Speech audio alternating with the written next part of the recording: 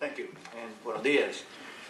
Thank you for the opportunity to speak today on policies affecting immigrants in the United States.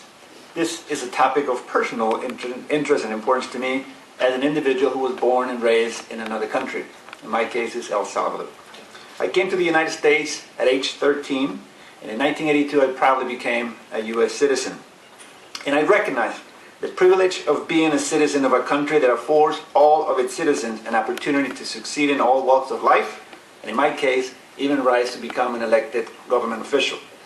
In our great nation, the United States, people also have the right to speak freely about their government, complain about problems, and work together openly to seek solutions.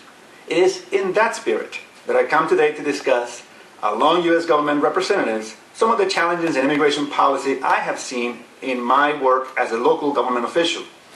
By its nature, immigration policy is an international question, and it makes sense to share information and perspective across borders as each nation works to achieve fair, effective policies. Hopefully, today's discussion will serve as one such opportunity.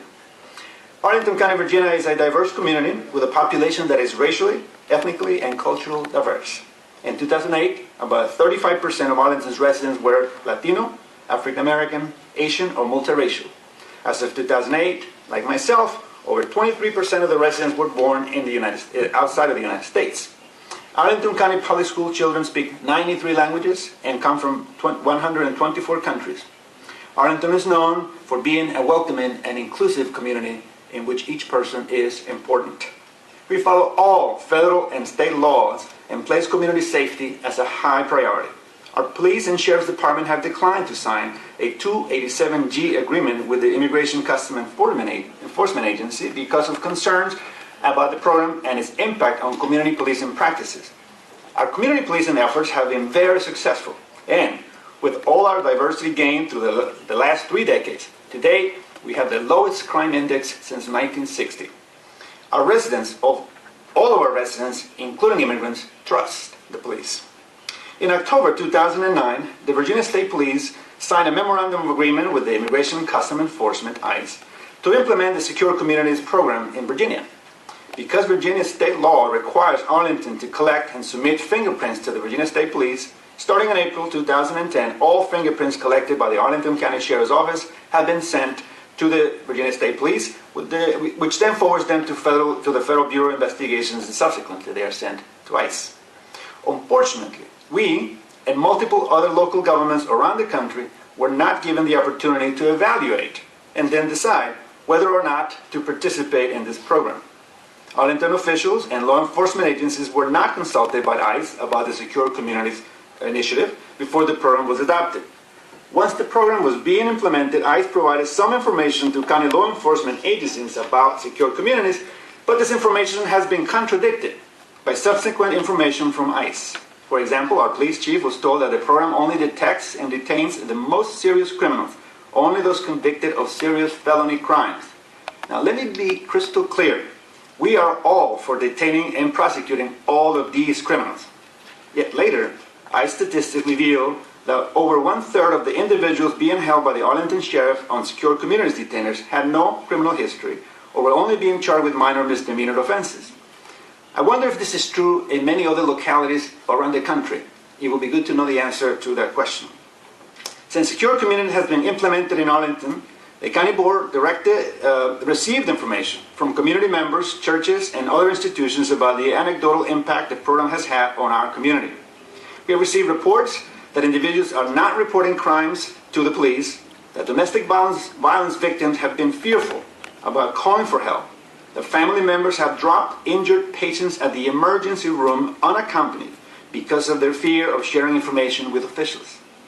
It is impossible to collect data about these incidences, but it was clear that the community had deep concerns about the county's law enforcement agencies and their role as possible immigration enforcement agents. So after the county board met and listened to the community, creating our own process, in September 2010, we passed a resolution in which we sought to opt out of the Secure Communities program and directed our staff, our county manager, to meet with ICE officials and clarify, is there an opt-out, yes or no? And if so, how does it work? We're basically looking for guidance and clarity on this issue. We were informed verbally at that time that we, in fact, could not opt out. And that the only option made available was to choose not to receive the results of the database searches conducted by ICE and the FBI. That's clearly not an option for law enforcement the agencies. At this meeting, we were told also that we will have an explanation in writing. Several months have gone by, and fortunately this month, we finally received in writing a response from ICE indicating that there is no opt-out. While taking this position with Arlington, the agency was at the same time negotiating with other states, Colorado and New York, that we know of, to allow their local counties to choose whether or not to participate. So as I understand it, there is no federal legislation that mandates Secure Communities program. There has been no explanation provided by ICE as to how they can require local jurisdictions to participate in an unfunded federal program not mandated by Congress. There is no written explanation that I'm aware of as to why some states have been given the option to negotiate participation of their jurisdictions, while others have not. Finally, as an elected official, my responsibilities include ensuring that the human rights of Arlington residents, all of its residents, are protected. Deep concerns and confusion about the Secure Communities program remain in my community, and many of us are frustrated by the lack of clarity or responsiveness of this federal agency, ICE, in addressing our community's concerns. You know, while serious unrest is taking place in many places around the world, today I was never more proud of our nation's democracy as a leading force for human rights. In our great nation, people have the right to speak freely about their government, complain about problems, and work together openly to seek solutions. So it is truly refreshing that we can have this type of civilized discussion today to address our local concern. I welcome today's hearing as a chance to place a spotlight on these concerns and to seek clarity and guidance from the Department of Homeland Security officials. Thank you very much for inviting me.